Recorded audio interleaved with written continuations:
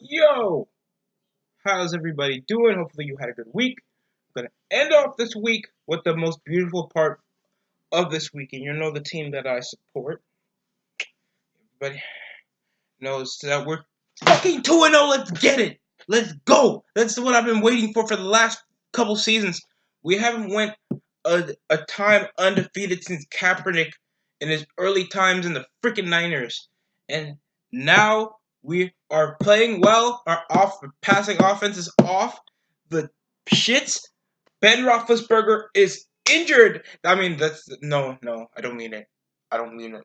I really don't mean it. I really don't mean it. And I'm not just being excited because we're undefeated and we are currently. I'm not saying that we're gonna stay this consistent forever. We're only 2 games in. Jimmy Garoppolo had a week one. Our rushing has really carried us. So has Kittle. And our young secondary, beat the Bucks back week one. We've been performing well ever since, having an exceeding good week two. And now we face off against the 0-2 Pittsburgh Steelers. I'm not saying that we're going to win, but obviously we're going to be competing a lot better against a really, you know, mediocre, sad to say, it's a mediocre Pittsburgh Steelers team if you guys haven't been paying attention. And I'm not saying that because the Steelers haven't been doing well all season. I'm not saying this because the Pittsburgh Steelers are without Ben Roethlisberger. I'm saying this as a legit fact. They haven't been playing well. And I'm trying to pull up the statistics because I know we're number 9 in rushing. I think we're number 9 in scoring as well. We haven't been doing that well at passing until Garoppolo gets better at passing from the midfield better. That's the same problem that Cam Newton has, and now I think he's called out for week 3 facing off against the Cardinals. That should have been an easy game. The Raiders, no, they did not have the Raiders, but still they had a rebuilding team they were playing off against, and they lost. They lost to the Buccaneers on last week's Thursday Night Football. They got upsetted.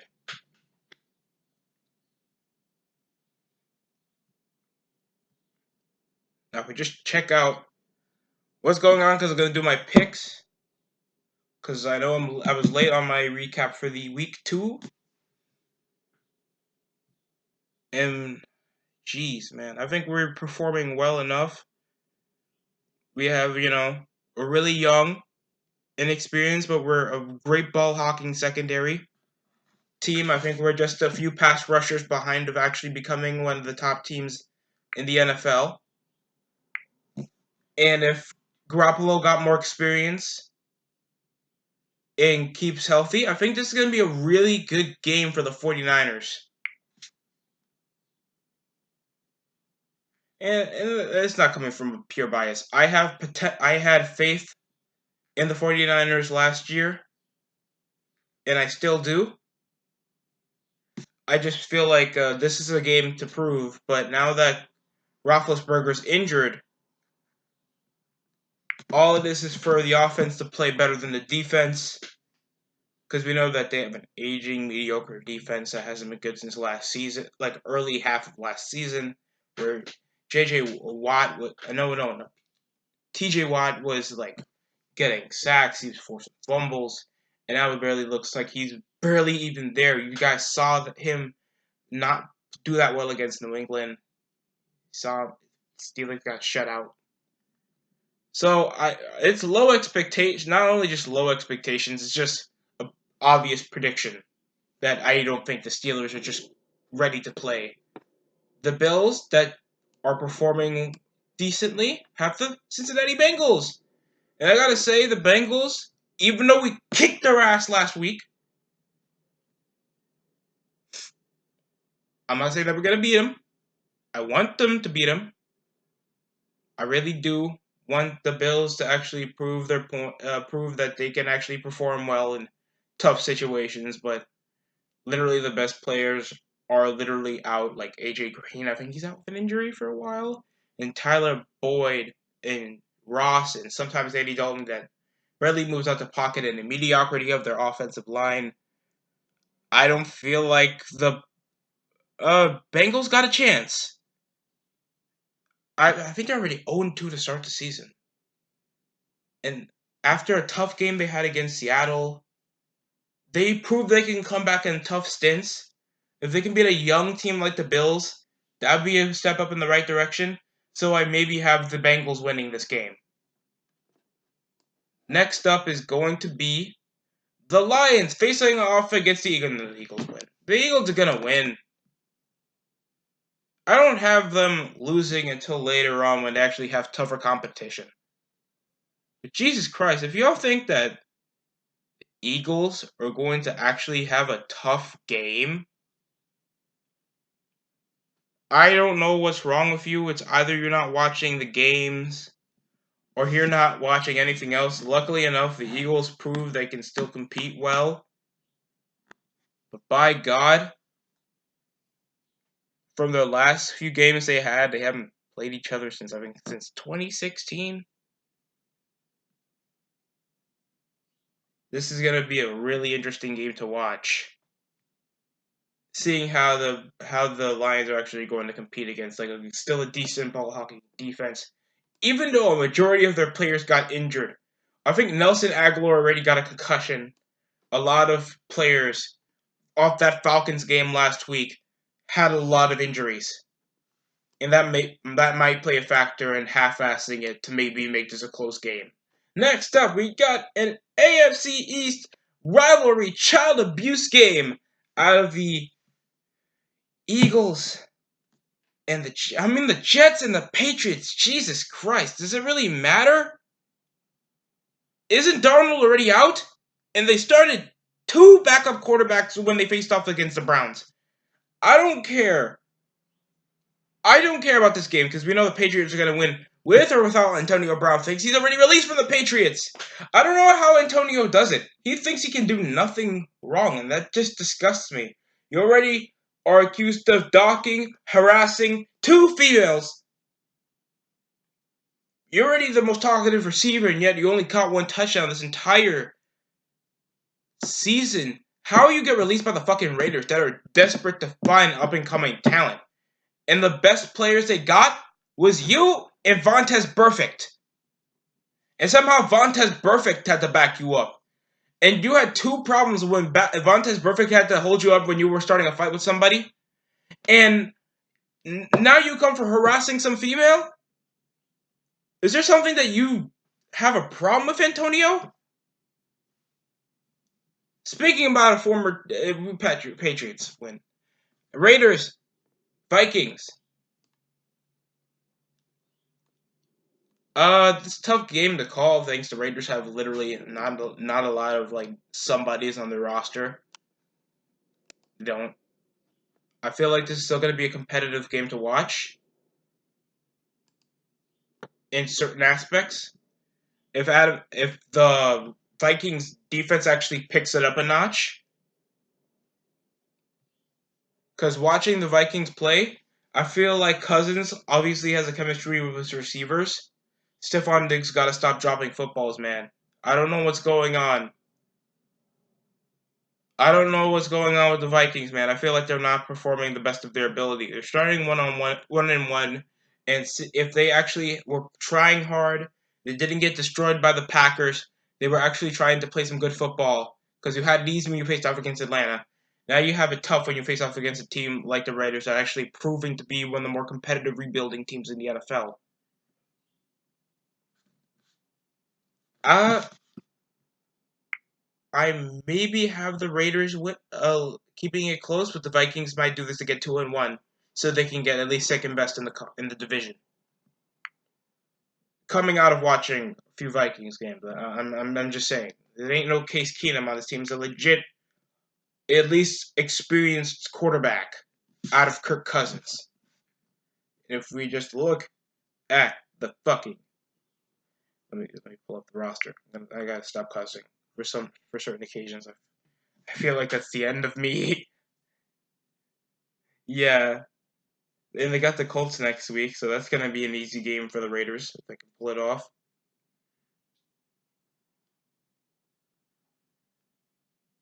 Because there's already like Josh Jacobs is already.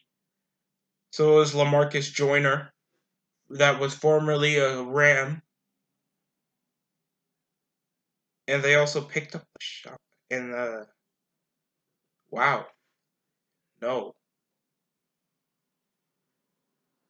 And the only guy to be notable for a comeback for the Vikings is Jenkins. So I'm waiting for at least Jonathan Abrams to get a deep pick because I know that keeps throwing it up post and their offensive line isn't that good.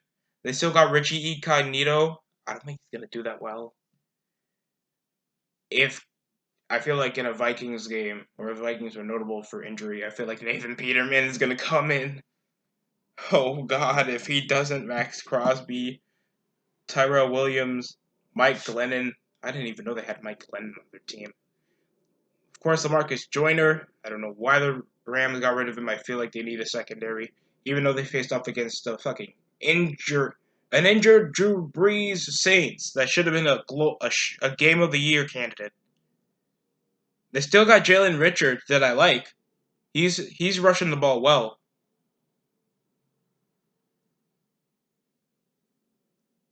And I saw his game. So I was gonna pull up his statistics that he showed against Kansas. And he played like shit. Never mind. I may be confusing that for another rusher. He's already only for 2 weeks, and I think he's a second string halfback. A combined 6 yards in 2 weeks. Raiders, you make your fans want to kill themselves. I mean, no, not kill themselves. Love to be watching your football. Yay! They also got Andre Washington, Trayvon Mullen, J.J. Nelson. Jesus Christ. Oh, God. P.J. Hall, Ethan Westbrook, and a couple veterans that no one cares about. So, if the Vikings can just hold it together, they may be eligible to beat the Raiders. Doesn't really matter. It's an easy game. This is gonna be an exciting game for 1 o'clock. But Ravens, Chiefs, and after the Ravens, I think they destroyed the Cardinals last week. So the Ravens are gonna pick up maybe the toughest team in their schedule this week, and that's the Kansas City Chiefs that are also 2-0. Facing off against Pat Mahomes, that I think they dropped 5 touchdowns last week against the Raiders because they came from having, I think it's a 10-point lead early in the first quarter to losing by 34 or something higher. That's what it came up to watching that Raiders game because I thought, oh, okay, the Raiders are going to make this competitive. Until they got shut out later in the game because you were facing a real football team. So that was a rough thing to watch. That really was. And now you're facing off against Lamar Jackson. That's learning how to pass. They are nearly identical in every statistic. For 330 something yards, they have the same completion percentage and touchdown pass percentage. Dude, it's scary how Lamar has came from his rookie year to matching the same caliber as Patrick Mahomes. So that's gonna be tough to beat with especially Marquise Brown, Mark Andrews. They got Mark Ingram that can really help their rushing. That really helps their rushing, and you can see it off what they did against the Dolphins and what they did last week against. Oh my God, Jimmy Smith. I think he's injured for the season. You got Earl Thomas, and I knew like over the off season, that's going to be the scariest thing coming to you next to Hayden Hurst actually catching some touchdowns.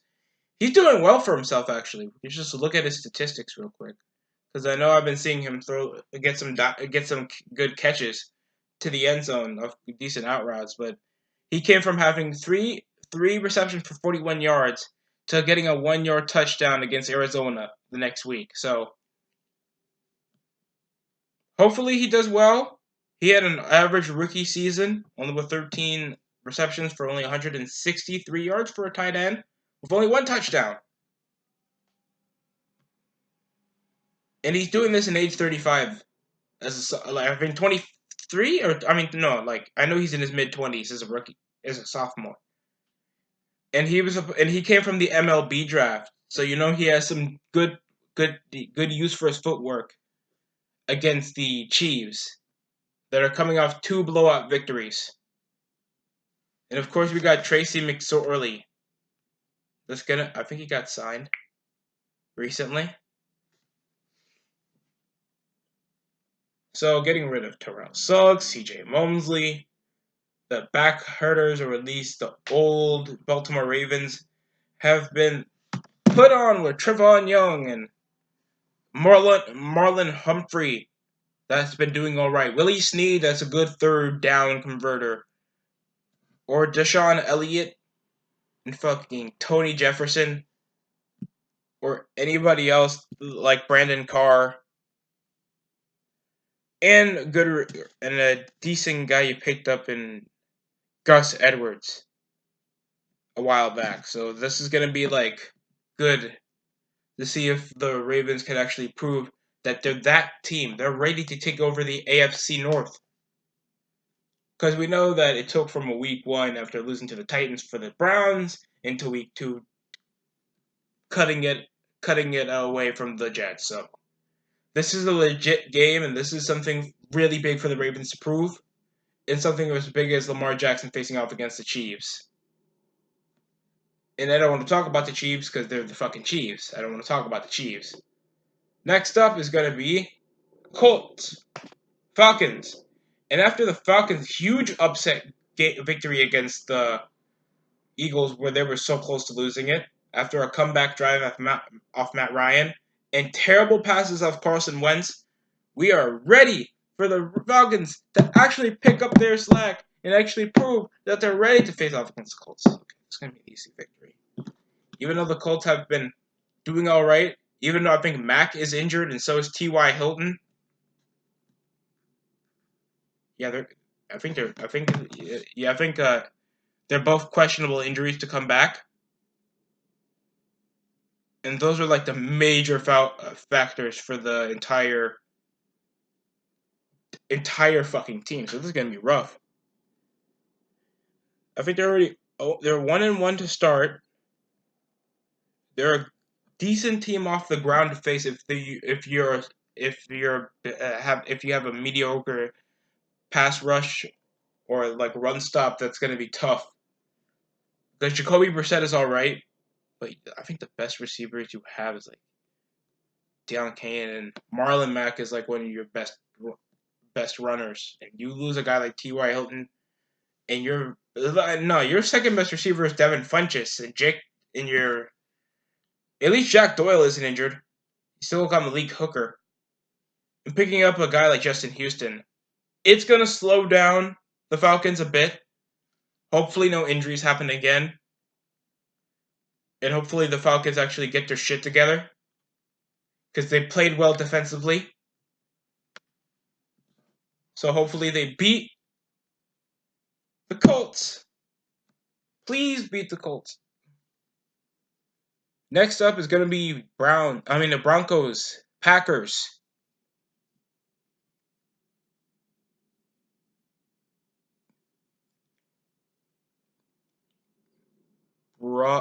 Packers.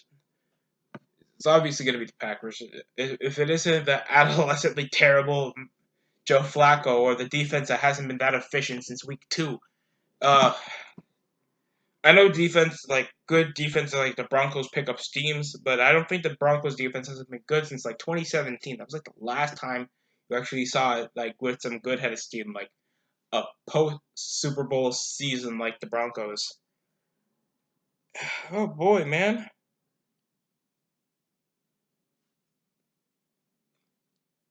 And now you face off against the Packers at 1 o'clock, and the Packers are coming with a vengeance because they haven't made this postseason in 3 years.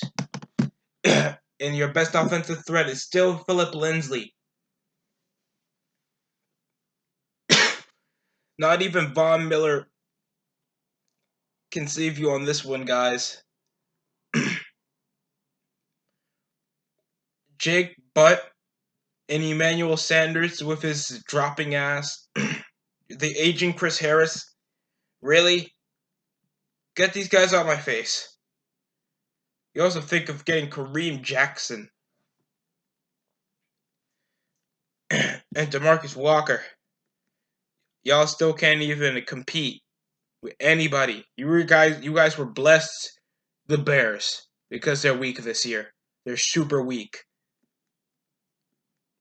And not even your top lineman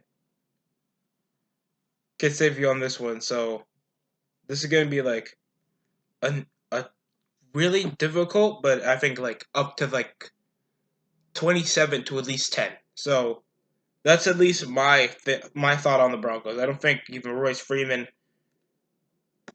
or Emmanuel Sanders could even like get something out of this because Bradley Chubb and Asian Chris Harrison, of course, nearly out of his prime Von Miller. It's gonna be difficult like to stop a team like the Packers with so much firepower. Picking up Jesus Christ, oh wow. And they actually gotten good in actually playing some good offense. So next up we're gonna have Dolphins, Cowboys, Giants, Buccaneers, Panthers, Cardinals,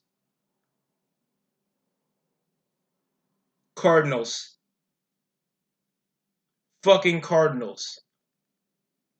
If it wasn't for Cam Newton showing how mediocre he can be throwing over the ball, imagine how he is only playing with only the best secondary being Patrick Peterson still. And CJ fucking Mosley and oh man. Oh wow, they do not. It's gonna be tough.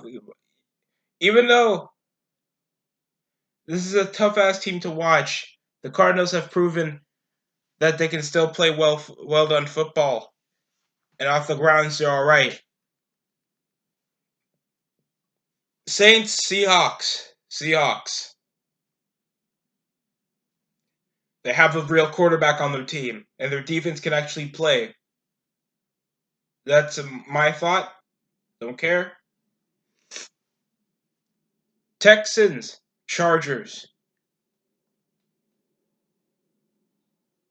Texans. If Deshaun Watson doesn't get sacked a lot. No, I changed it. Yeah, it's either gonna be the Texans. Rams, Browns, prime time football after beating the Jets. You beat the Jets. And it's not because Darnold was injured. He was playing shitty before that injury occurred. And now the Rams are gonna just destroy the Browns because the Browns are still like an unspoken for team. Still not that much like of a well done scheme to go with things. I don't know the Browns' identity other than we're gonna play action, move out with the ball. I'm actually going to attempt to throw it to my top receivers and mediocrely run the football, even though how tough that's been going for us for the last few weeks. So Rams win this maybe 35 to at least 21. So that's my thoughts on it. And then we have Monday Night Football to end off week 3. And Bears, Redskins.